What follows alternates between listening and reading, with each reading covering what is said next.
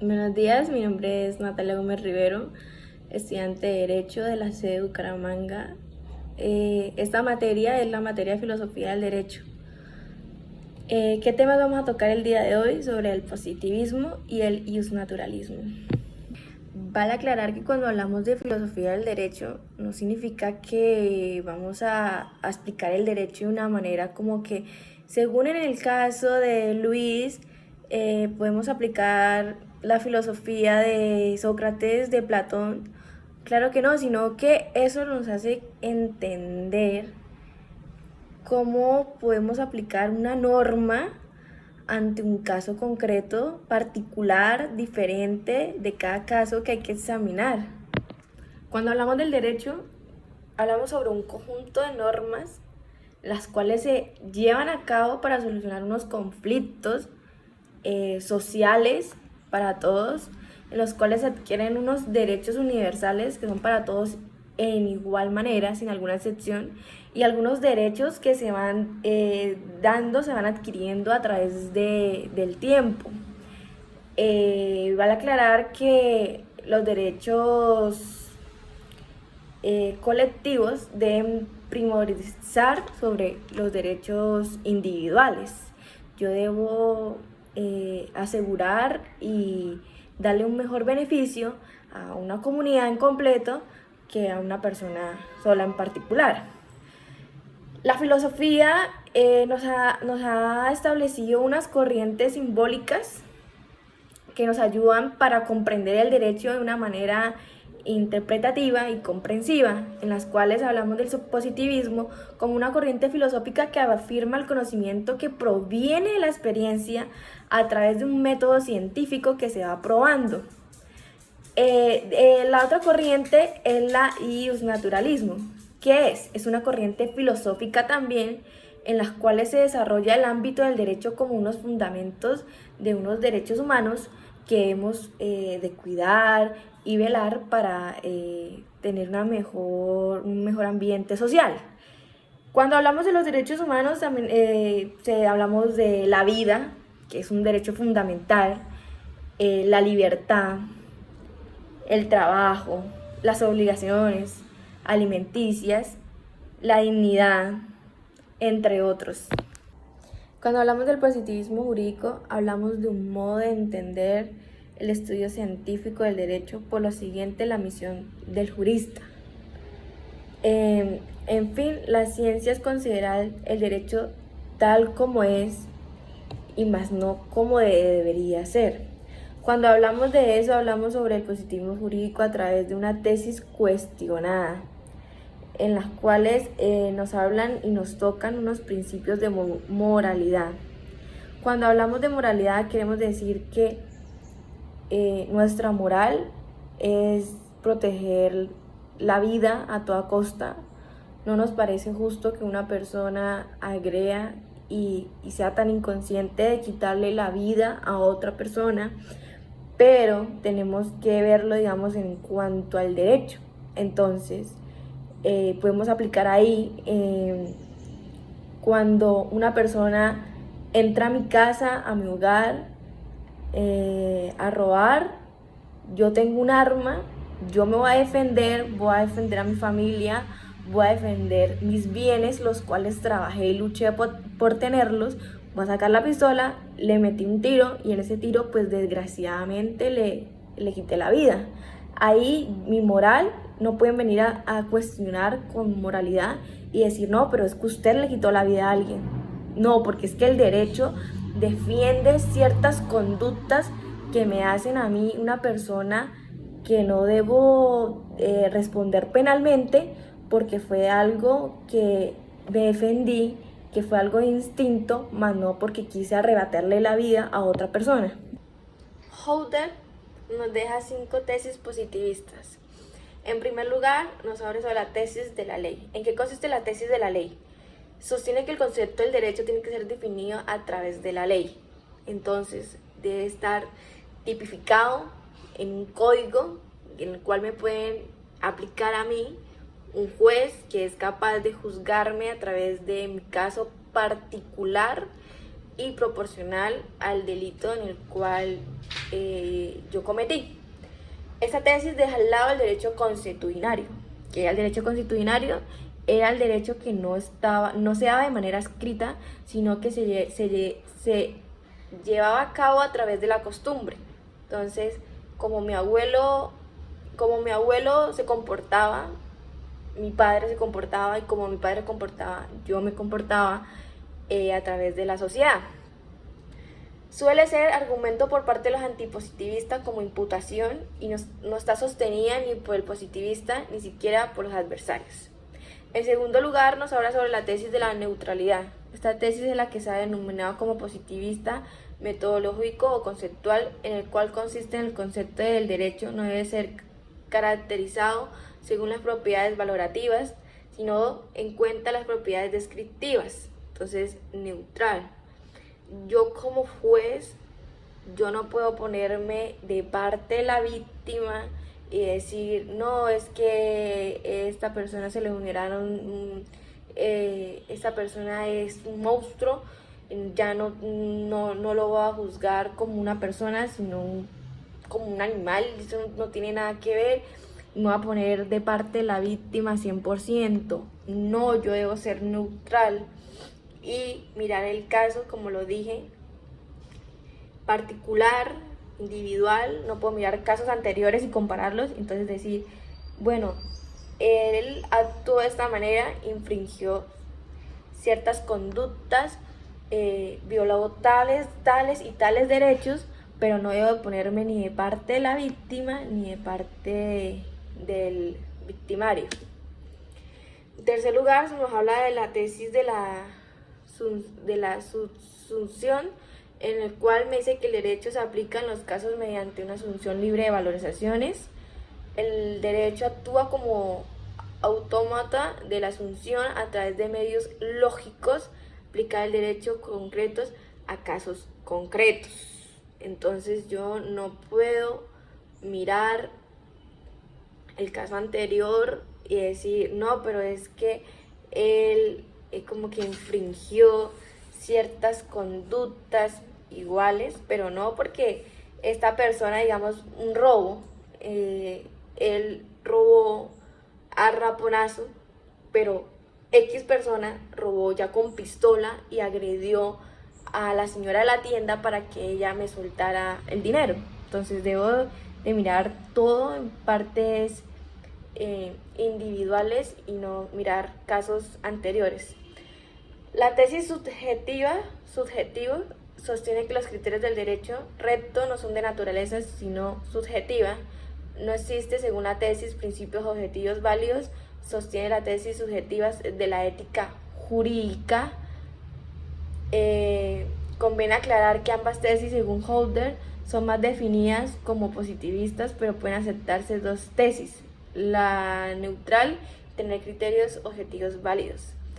En último lugar, me habla sobre la tesis del legalismo.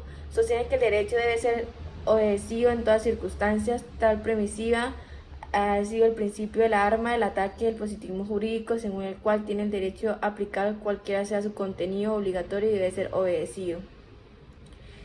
Cuando me habla de tipo legal, yo también tengo que llevar a cabo que todas las personas, sin importar mi parte económica, mi apellido que tiene peso, debo ser ante la ley legalizado y juzgado como una persona normal, sin beneficios algunos de otra. Debe ser legal siempre y cuando esté tipificado en las normas que me pueden establecer. No me pueden condenar por una conducta que no existe, debe existir. Y el contenido es obligatorio y debe ser obedecido. Yo no puedo tampoco decir que yo desconocía la norma y decir que ya por eso yo no actué de manera dolosa de manera en la cual yo quería agredir a la persona, sino que yo no sabía que eso era un delito. No.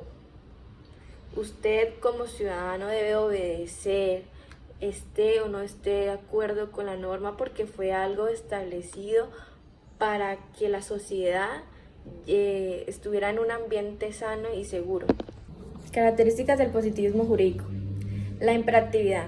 La imperatividad es considerada la característica esencial del derecho. La imperatividad es que se debe aplicar la norma porque ya está tipificada, así esté en contra de la voluntad de la persona y ésta esté totalmente en contra de la ley. La coacción es un elemento esencial del derecho. ¿Qué es la coacción? Es la potestad de imponer el cumplimiento de las leyes. Y la expresión está conforme a la voluntad general. ¿Qué nos habla? ¿Qué nos explica? Nos explica que el derecho es considerado como una construcción concluyente sin normativas contradictorias. También se entiende el derecho como una construcción completa, carente de algunas normativas y en la cual se llama la plenitud del ordenamiento jurídico. La aplicación del derecho es basada en el procedimiento lógico, mecánico, donde la ley es el operador jurídico en el cual elimina cualquier subjetividad en cuanto a los procesos de la aplicación e interpretación de aquellas normas.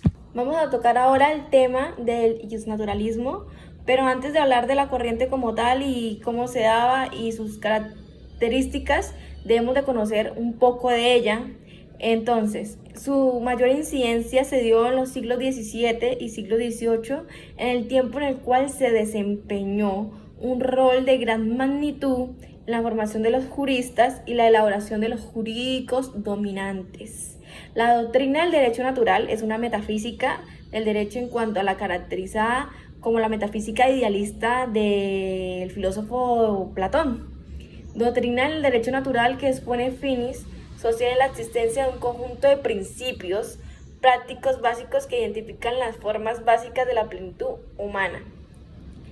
Bienes que sean perseguidos y realizados en un conjunto exigibles metodológicos de la razonabilidad práctica que distinguen el pensamiento práctico del consciente y del inconsciente y que se permitía diferenciar entre actos razonables y actos no razonables. Tesis iusnaturalistas. Nos hablan de dos tesis a través de una concepción de Dino. La primera es una tesis de filosofía ética que sostiene principios morales y de justicia universalmente válidas y accesibles a la razón humana. Digamos, hoy en día, hasta la semana 24, que es la sexta semana de embarazo, la mujer puede abortar por el hecho de que no quiere tener un hijo y listo, o sea, es legalmente aprobado. Entonces, un médico puede decir, mi moral es salvar vidas. O sea, yo estudié medicina porque quería salvar vidas y mi moral me dice a mí, me impide de todos medios arrebatar esa vida. Así me digan que no, que es un feto, que no, todavía no se considera un bebé, que no se considera un ser de derechos, pero mi moral no me permite. Entonces yo puedo apelar el objeto de conciencia y pues nadie me obliga a realizar esa conducta legal, pero que yo no soy capaz de hacer. Y en la segunda tesis nos habla acerca de la definición del concepto del derecho como tal, según la cual un sistema normativo o una norma no puede ser calificable de jurídica si contradicen aquellos principios morales o de justicia. Iusnaturalismo teológico. Para Eduardo García Mayes, el pensamiento iusnaturalista adquirió un matiz teológico a partir de Sócrates y Sófocles, lo justo y lo natural. Lo justo era que si yo cometía alguna conducta que no era permitida, yo tenía que pagar un castigo, que era lo más normal. Y cuando me habla de lo natural, era que, digamos antes, mi ser y la persona a la que yo debía responderle, mi ser divino, era Dios. Entonces lo natural era que a veces llegaban a darse como similitudes cuando pasaba algo malo con hechos naturales que no tenían pues que ver con las normas ni nada de eso. Cuando digamos había un terremoto o algo así, entonces nos decían que el terremoto se dio porque se dio una conducta que no se debía haber hecho, y Dios nos está castigando. Nuestro Padre nos está castigando y nos está dando esto porque eso no se debía hacer. Y para según San Agustín, el derecho se presenta como una ley eterna, la razón divina es la voluntad de Dios que manda a conservar el orden natural. Ahí es cuando se daban los 10 mandamientos, en los cuales eran las normas que se debían de cumplir, y se daban porque se llevan a cabo también por la tradición de que todas las personas las cumplían porque era algo que el ser divino les estaba diciendo, y en el cual de los 10 mandamientos él nos decía: no puede hurtar porque eso es un castigo y es un pecado, como el hecho de no matar también es algo que es no permitido ante Dios, y hoy en día entonces lo penalizan. Según Santo Tomás de Aquino, distingue las leyes en 4 categorías: ley eterna, ley natural, ley divina y ley humana. La ley eterna, la misma, la razón divina que gobierna el mundo y que nadie puede conocer eternamente en sí mismo, sino solo parcialmente a través de sus manifestaciones. Iusnaturalismo racionalista. Se originó en el llamado movimiento iluminista, que se distinguió por Europa. En la concepción del derecho natural no deriva de los mandatos de Dios, sino de la naturaleza o estructura de la razón humana. Ahí es cuando se habla de lo de la iluminista, que es cuando las personas empiezan a través de la ilustración, se empieza a razonar, las personas ya empiezan a utilizar la mente y a decir, ya no empiezan a decir, no, es que es una conducta divina que él me decía a Dios que yo no podía matar, eso, ahora estoy razonando. Es la vida de una persona que me estoy arrebatando, le estoy quitando, debo de penalizarla, y no debo penalizarla tal vez como antes lo hacían, digamos, de matando a la persona, porque también estoy vulnerando, estoy atacando también una norma, sino que debo de, según su delito, deberlo condenar a través de proporcional a su conducta delictiva. Características del iusnaturalismo. Características universales. Esto indica que el derecho es para todos sin importar su nacionalidad. En todos los países penalizan, en todos, pero cada uno pues se rige a través de una constitución o a través de unas normas o a través de unas conductas totalmente diferentes que pueden llegar a penalizar. Por último, les vengo a hablar sobre las características del iusnaturalismo. Característica universal. Esto indica que el derecho es para todos sin importar la nacionalidad. El derecho se ve en todos los países. Lo que pasa es que se cambia de acuerdo a las modalidades y a las conductas que ellos ven castigables y qué régimen ellos pueden aplicar. Digamos, acá en Colombia no existe la pena de muerte, pero en Estados Unidos sí manejan la pena de muerte. Inmutable, eso indica que el derecho no cambia. Trascendentales, que el derecho sobrepasa las realidades y fundantes que expresan el derecho, no puede ser al antojo o capricho de las personas que lo deseen modificar. Vuelvo a reiterar, la pena de muerte acá en Colombia no se puede dar porque violaría el derecho a la vida y el derecho a la dignidad de la persona. Está orientada a la convivencia pacífica y segura en la que impera la justicia. Siempre el derecho se ha creado para el beneficio grupal de la sociedad, para que podamos vivir en armonía y que no salgamos a la calle y tengamos como miedo de que no, es que mi vecino me puede hacer algo, o el de la tienda fue y me agredió. No, tenemos que respetar las leyes, así no estemos de acuerdo en nada, porque si no nos castigan. Los hombres expresan rebeldía contra la autoridad, principalmente en tipos religiosos. Es una época libre, abierta, sometida a críticas por los valores morales, religiosos e intelectuales.